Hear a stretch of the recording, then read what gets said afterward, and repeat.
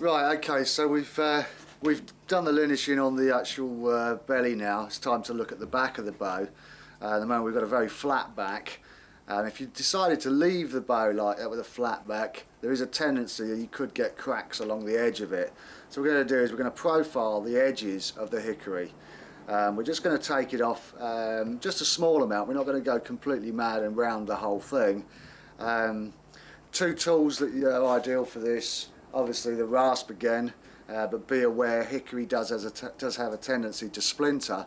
So if you're not 100% sure about your abilities with one of these, then I'd suggest use a metalwork file. It'll be a lot slower process, but you won't get the problem with actually splitting the hickory.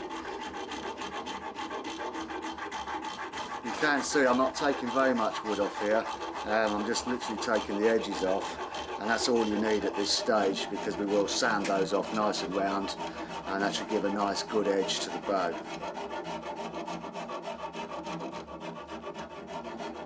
Okay, again we work from end to centre, so I've gone all the way along the top limb now, and I'm now going to flip it round and go the other side.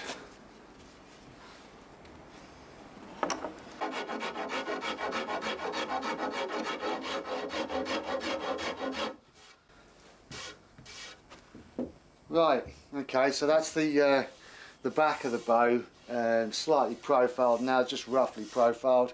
So again, we'll take this over to the linisher and we'll just round it off nice and smooth.